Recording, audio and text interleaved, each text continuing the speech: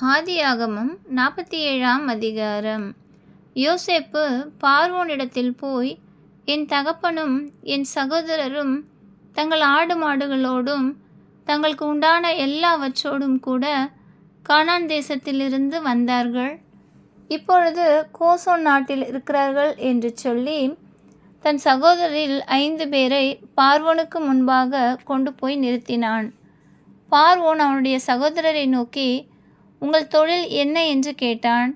அதற்கு அவர்கள், உமது அடியாராகிய நாங்களும் எங்கள் பிதாக்களும் மந்தை மேய்க்கிறவர்கள் என்று பார்வோனிடத்தில் சொன்னதும் அன்றி, கானான் தேசத்திலே பஞ்சம் கொடிதாயிருக்கிறது. உமது அடியாரின் மந்தைகளுக்கு மேய்ச்சல் இல்லாமையால் இத்தேசத்திலே தங்க வந்தோம்.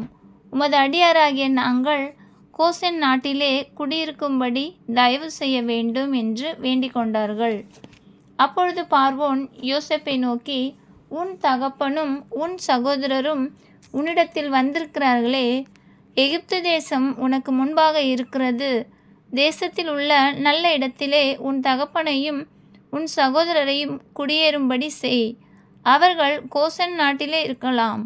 அவர்களுக்குள்ளே திறமை உள்ளவர்கள் உண்டென்று உனக்கு தெரிந்திருந்தால் அவர்களை என் ஆடு மாடுகளை விசாரிக்கிறதற்கு தலைவராக வைக்கலாம் என்றான். பின்பு யோசேப்பு தன் தகப்பனாகிய யாக்கோபை அழைத்து கொண்டு வந்து அவனை பார்வோனுக்கு முன்பாக நிறுத்தினான். யாக்கோபு பார்வோனை ஆசீர்வதித்தான்.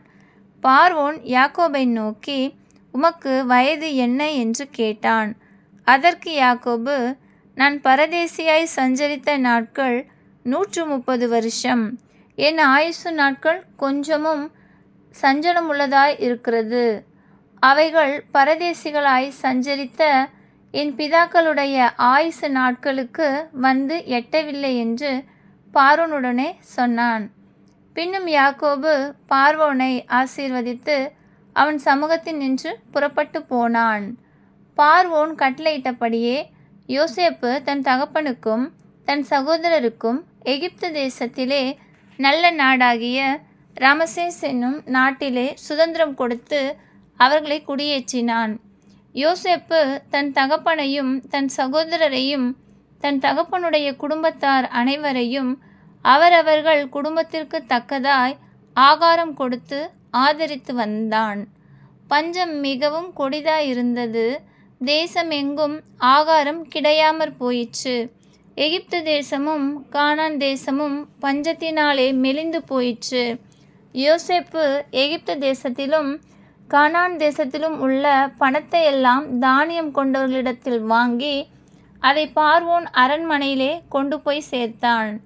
எகிப்து தேசத்திலும் கானான் தேசத்திலும் உள்ள பணம் செலவழிந்தபோது எகிப்தியர் எல்லாரும் யோசேப்பினிடத்தில் வந்து, எங்களுக்கு ஆகாரம் தாரும், பணம் இல்லை, அதனால் நாங்கள் உமது சமூகத்தில் சாக வேண்டுமோ என்றார்கள்.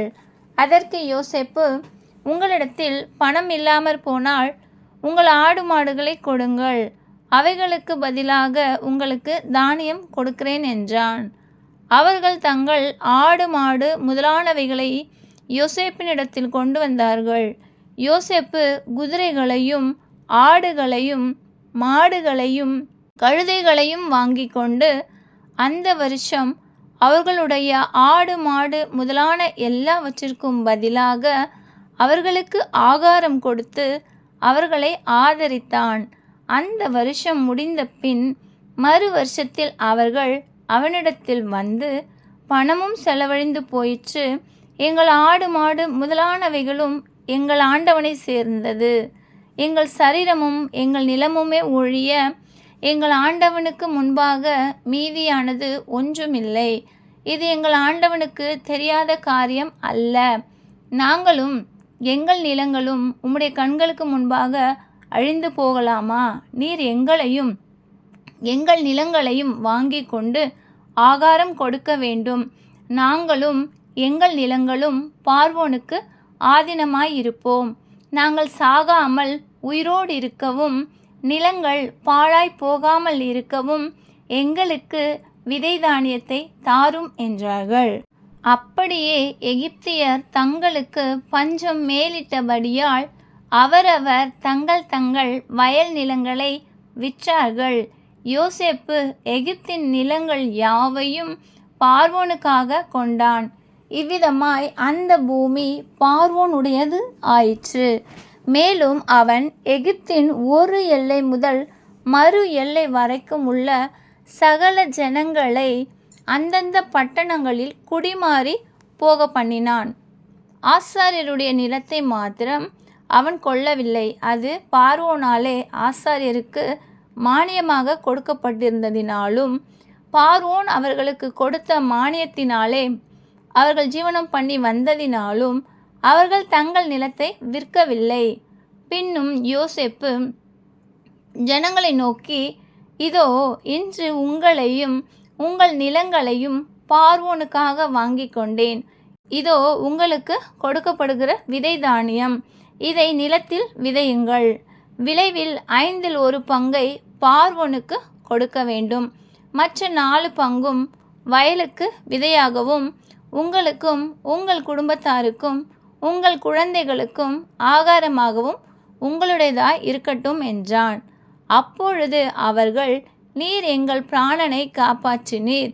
எங்கள் ஆண்டவனுடைய கண்களில் எங்களுக்கு தயவு கிடைக்க வேண்டும். நாங்கள் பார்வோனுக்கு அடிமைகளாயிருக்கிறோம் என்றார்கள். 5இல் 1 பார்வோனுக்கு சேரும் வாரம் என்று யோசேப்பு இட்ட கட்டளைப்படி எகிப்து தேசத்திலே இந்நாள் வரைக்கும் நடந்து வருகிறது.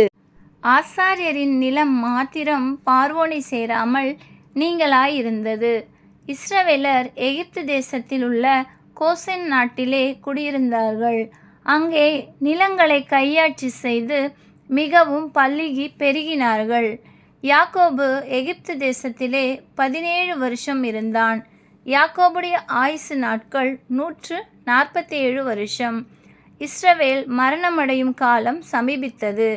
அப்பொழுது அவன் தன் குமாரனாகிய யோசேப்பை வரவழைத்து அவனை நோக்கி, என்மேல் உனக்கு தயவுண்டானால் உன் கையை என் தொடையின் கீழ் வைத்து என்மேல் பட்சமும் உண்மையும் உள்ளவனாயிரு. என்னை எகிப்திலே அடக்கம் பண்ணாதிருப்பாயாக. நான் என் பிதாக்களோடே படுத்துக்கொள்ள வேண்டும். ஆகையால் நீ என்னை எகிப்திலிருந்து எடுத்து கொண்டு போய் அவர்களை அடக்கம் பண்ணியிருக்கிற நிலத்திலே என்னையும் அடக்கம் பண்ணு என்றான். அதற்கு அவன், உமது சொற்படி செய்வேன் என்றான். அப்பொழுது அவன், எனக்கு ஆணையிட்டு கொடு என்றான். அவனுக்கு ஆணையிட்டு கொடுத்தான். அப்பொழுது இஸ்ரவேல் கட்டிலின் தலைமாட்டிலே சாய்ந்து தொழுது கொண்டான். ஆமென்.